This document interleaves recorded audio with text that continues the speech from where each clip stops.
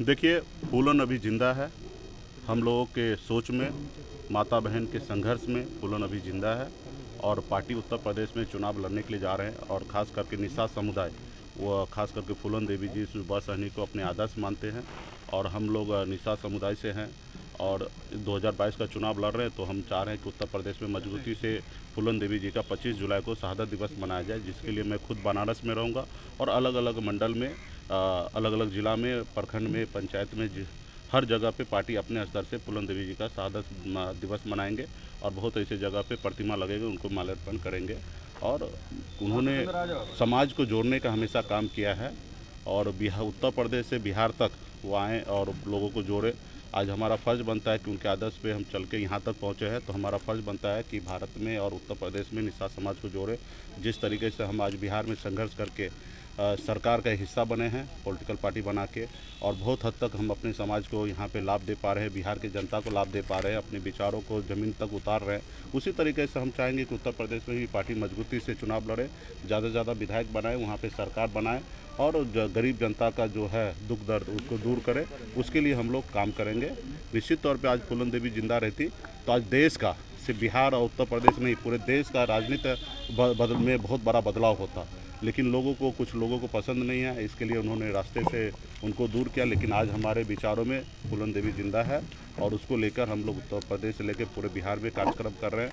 पूरे भारत में कह लीजिए कि कार्यक्रम हो रहा है और मजबूती से हम लोग उनको 25 जुलाई को याद करेंगे। 24 में से 1819 आपने कहा यूपी में लगेगी, क्या इसे यूपी चुनाव की तैयारी समझ ले? निश्चित तौर पे चुनाव भी है, आप ये भी मान लीजिए, और कार्यक्रम अभी होना है, तो आप जोड़ सकते हैं कि यही सब एजेंडा लेके हम लोगों के बीच में जाएंगे। लोगों के बीच में लगेगा कि हम लोगों ने उनके आदर्श पे चल रहे हैं। तो निश्चित तौर पे जो हमारे लोग हैं, जो उनको मानने वाले लोग, सब साथ रहेंगे और एकजुट होकर अपने हक अधिकार के लिए लड़ाई लड़ेंगे। हमारी मुख्य लड़ाई जो है आरक्षण की लड़ाई है और आरक्षण की लड़ाई लड़ते लड़ते आज इस मुकाम तक पहुँचे हैं और हमारी रास्ता है दिल्ली पहुँचना। और दिल्ली, अब सबको पता है कि उत्तर प्रदेश से ही दिल्ली पहुंचा जाता है, तो इसलिए हम लोग अभी बिहार से उत्तर प्रदेश पहुंच रहे हैं और उत्तर प्रदेश में मजबूती से काम करेंगे, वहां पे अपनी ताकत को बड़ा करेंगे और आने वाले 2024 में ज़्यादा से ज़्यादा सांसद जिता के दिल्ली पहुंचेंगे। और मुझे पूरा भरोसा है कि जिस रोज़ हमारे सांसद दिल्ली पहुँच जाएंगे बड़े संख्या में, तो उस रोज़ हमारे निषाद समाज को जो आरक्षण है निश्चित तौर पर पूरा हो जाएगा। क्योंकि हम नया आरक्षण नहीं मांग रहे, हम आरक्षण हमें मिला है उसको हम लागू कराना चाह रहे हैं। आज बंगाल में, दिल्ली में आरक्षण मिल रहा है, लेकिन बिहार में, उत्तर प्रदेश में, झारखंड में नहीं मिल रहा है। तो हमारी सरकार से, केंद्र सरकार से यही अनुरोध है कि आप हमें जो चीज़ मिल रहा था, अब मिल रहा है, उसको हमें बिहार में भी दिया जाए। तो इसके लिए लेकिन सरकार अभी इस पर गंभीर नहीं है, लेकिन हमारी पार्टी इस पर निश्चित तौर पे गंभीर है और हम वो ताकत बनाएंगे और दिल्ली पहुंच के अपने समाज को हक अधिकार दिलाएंगे। से कुछ बात हुई है मुलाकात को लेकर? अरे मांझी जी हमारे अभिभावक है, एनडीए के घटक दल हैं और हमारा मिलना जुलना यूँ ही चलते रहता है और उनका सहयोग, आशीर्वाद हमें प्राप्त होते रहता है। तो इसके लिए हम लोगों का आपस में मिलना जुलना नहीं, है। कई बार आपने यह तक कह दिया है कि आरक्षण चाहिए, मंत्री पद रहे न रहे। इससे मुलाकात के बाद मैं बिहार में जब आया मुंबई से, तो मैं मंत्री बनने के लिए नहीं आया, मैं समाज को आरक्षण दिलाने के लिए।